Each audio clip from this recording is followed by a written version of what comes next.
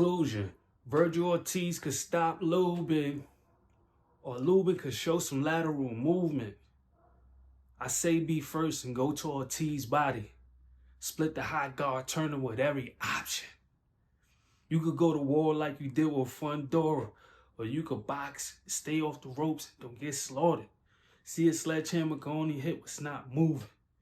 Those are just my 2 cents, exactly how I might be feeling. It's fame you were saying, I'm up the game, punching bag treatment on they bed. Erickson Lubin versus Vergil Ortiz. This is a fight that should be jam-packed, exciting, fun, and well worth a watch. 2 guys looking to maintain a status at 154. Ortiz, I believe this is his 3rd fight at 54. Lubin, career 154-pounder. It's Erickson Lubin, his last hurrah. Vergil Ortiz, more of a step-up fight. If he gets past Erickson Lubin, it shows that he's really ready for a title. And if he grabs a title, the landscape of the division still will be spread out. And we have 4 belts spread around, but this is for the interim WBC title. Erickson Lubin, on one hand, more tools in the tool shed. Vergil Ortiz, straight up and down, put pressure, mental pressure, physical pressure, stop you, hurt you, demolish you, the moving train. Trains do nothing special, they just get you there at lightning speed. And if Vergil Ortiz can execute his game plan better than Erickson Lubin, then we might see a war. Similar like Fundora and Lubin. And may the best man win. Both guys got pop in both hands. Erickson Lubin, like I said, the last hurrah. Can he get on the path to stardom? Somewhere where people will be cheering, rooting for him to actually get in there with the big dogs. So, you know, if Vergil Ortiz was to win this fight, everybody's talking about him versus Ennis.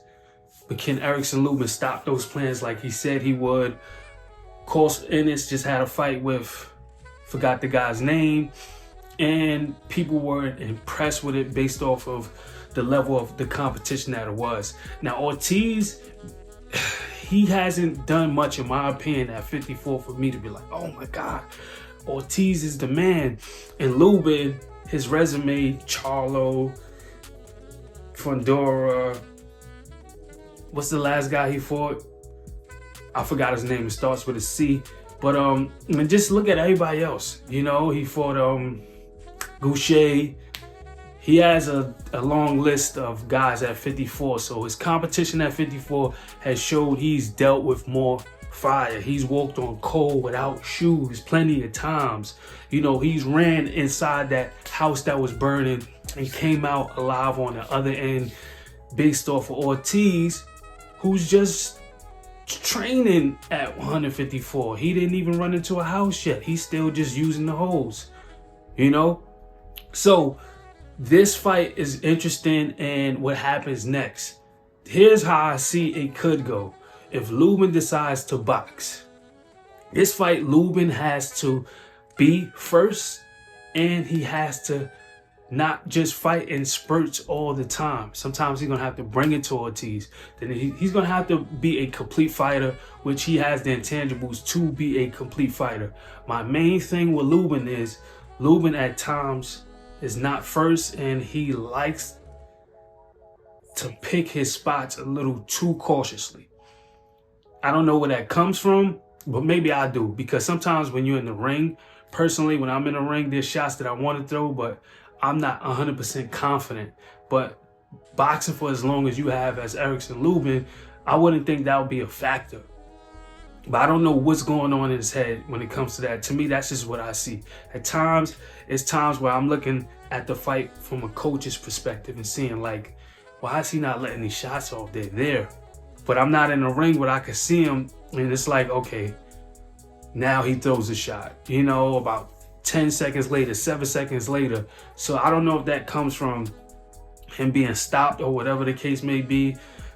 I haven't been stopped. I'm not a professional boxer either. I'm just giving my 2 cents on how I feel Erickson Lubin, if he's able to pick it up, hit when he's supposed to be hit, trade when he's supposed to be trade, be that complete fighter, he can beat Vergil Ortiz. Vergil Ortiz is a guy who's coming straight, nothing. He's not doing anything else. He's not gonna box your ears off. He's coming for you. He's gonna high guard you up.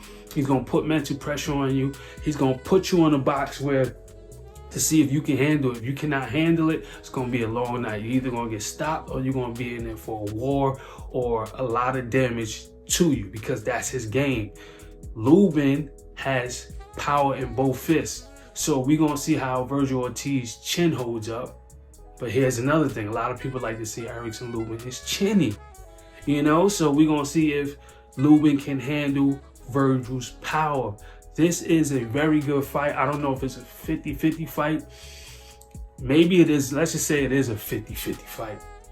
I'm pushing for Lubin to win, to upset the apple cart, to show people that he really has it, because I love southpaw boxers, and I think there's more brothers that need to be there at the top level. If him and Boots go at it, then that'll be cool. That'll be great, because at least Lubin has fought higher competition.